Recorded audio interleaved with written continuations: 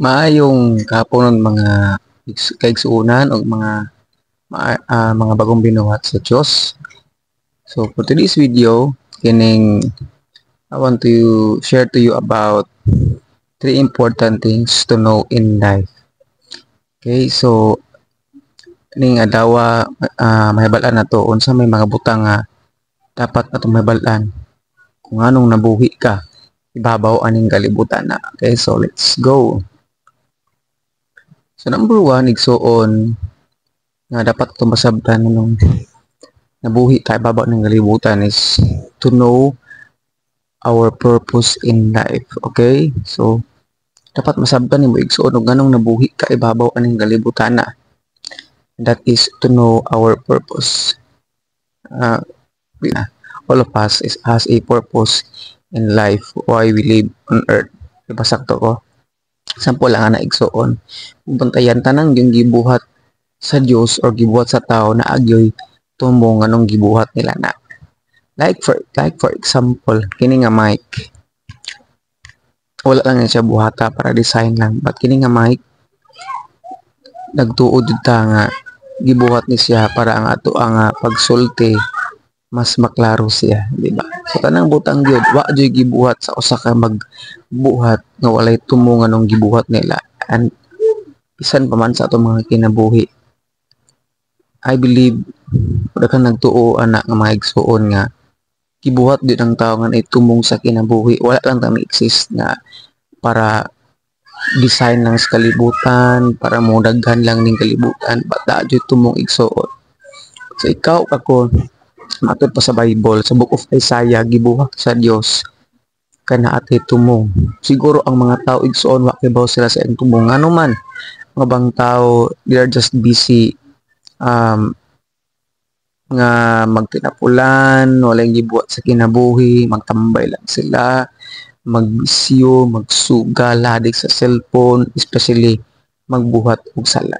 But ang libro sa Isaiah nagsulti igsuon that God made us with a purpose. And what is that? To serve and to worship our Lord. So wala kagibuhat sa Ginoo igsuon para manglingaw-lingaw lang, magstambay lang, maulipon sa bisyo kundi gibuhat sa Dios mo na nga mga lagat sa Ginoo ug busimba diha kaniya. Yes, that's right mga igsuon. Bisan pa man sa akong kinabuhi.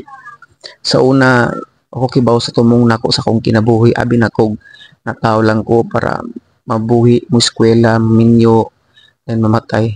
But sa dang na Christian ko igsuon, nahibalan din ako nga kanang nataw di ko nga na ako'y tumong, and that is to glorify our Lord. That's why karon nga mga panahon na nahimo kong pastor sa grace ni Lord, gigamit ko niya sa pag-serve sa ministry dito sa Sibilya.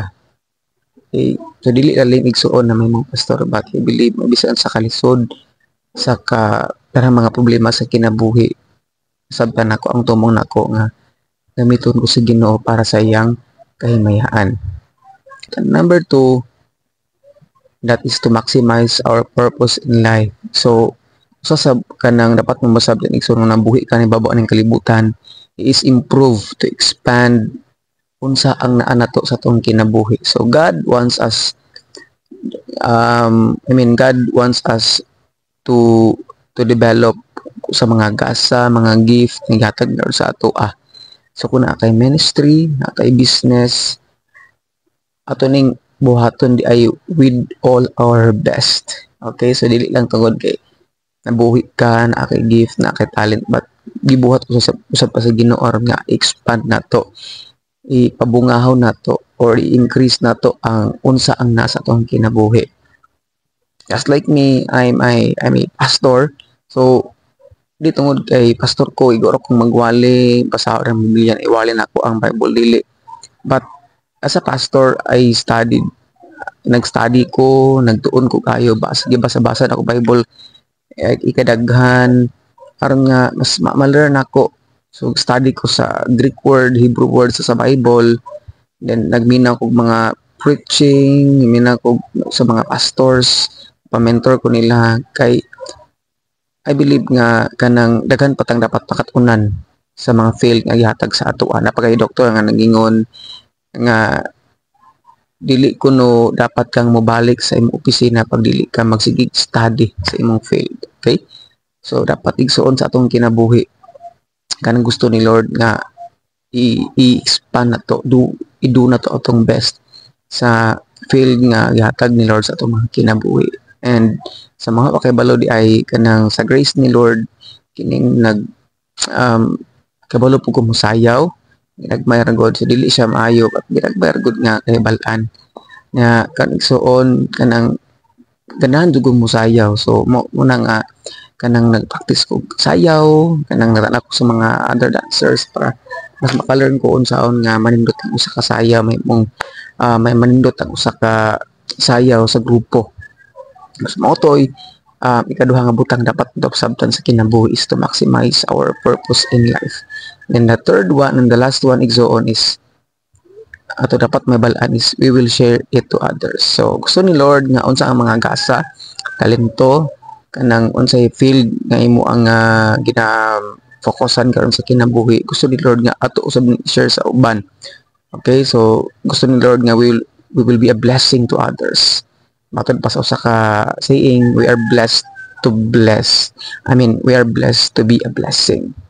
Napag-ingon nga sa writer, sharing is caring mga igsoon. Okay, gusto ni Lord nga kung unsay naa sa ato ato usab ning kanang i-share sa uban. So dili ganahan si Lord nga mahimot ang tihik sa mga panalangin nga naa sa ato mga kinabuhi. So just like me sa ngingon ko pa ganina, I like to dance. Nagtuo ko igsuon nga kining sa usa ka sayaw nagtuo ko nga dili tanan maayo mo sayaw but ang tanan kahibawang mo sayaw sa Tagalog pa dili hindi lahat marunong hindi lahat magaling sumayaw but naniwala ako na ang lahat ay marunong sumayaw so mo to igsuon inam gumingon nga kaliwa ko no ang ilang paa pero ko mo tuon na tanan yun cable mo sayo pero dili lang tanan maayo so ito igsuon sa grace ni Lord gigamit ko sa Ginoo sa pagtudlo og sayaw sa dance ministry sa time nga na Christian ko sukap pa kanito unahan ko mo sayaw and then nanganagan na po natudlo igsuon nagana ko pong natudloan nga sayaw mga kauban ako sa ministry nalipay sila nga karon gigamit sila sa Ginoo sa pag-share silang talent ngadto sa uban. So before to mo end igsuon na ay usa ka preacher sikat siya nga preacher nga nag-ingon si Miles Monroe ingon siya nga the greatest tragedy in life is not death but life without a purpose. So ang pinaka delikado pinakamaot nga mahitabo sa tao kuno dili ang kamatayon kuno dili ang tawo nga natawo siya nga walay tumong o walay purpose sa kinabuhi. That is why mga igsuon I hope na i-pray nga sa tong kinabuhi di masayang nga tong kinabuhi nga nabuhi lang ta nga natawo lang mo succeed lang sa tong life sa kinabuhi but pakibaw taon sa tumong ni mustong kinabuhi. Okay, so kanang sultihan ka na ko igsuon pag dili nimo madawat si Jesus nga imong Lord and personal Savior maglisod ka og kahibaw sa tumong nimo nung nabuhi kay babos kalibutan kay bisan pag madato ka makuha nimo ang imong gipangandoy sa kinabuhi asper ka but if you don't have the relationship with the Lord Jesus Christ kawang lamang ang tanan nga naman igsuon tanay butang atong gipaningkamutan sa ibabaw sa kalibutan di nato ni madala sa langit nya kanang gihaguan kay babos kalibutan mga igsuon kining lumalabay lamang ni but ang importante nga masabtan sa usa ka tawo nga dapat maangkon niya ang kinabuhing walay katapusan ug maangkon nimo na sidang dawaton nimo sa Kristo nga Ginoo ug manluluwas ngano maningon ang gospel mga igsuon nga iunsa kuno kung maangkon nimo ang tibuok kalibutan pero ang imong malaglag dito sa kalay sa impierno and the answer is only Jesus can save us from death. Only Jesus can save us gikan sa penalty sa sin o ngadto sa kamatayon sa impierno. That is why receive Jesus as our Lord and personal Savior. Ug mo ni pinaka the best nga kanang decision sa kinabuhi igsuon og mo nang buhaton igsuon samtang nabuhi kay babos kalibutan gusto ni Lord nga mga lagad kaniya naman mo ni pinaka reason anong nabuhi ka babos kalibutan ug mao igsuon. I hope na pray nga na bless ka ug makibaw niya ka sa imong purpose sa imong kinabuhi. God bless igsuon ug daghang salamat.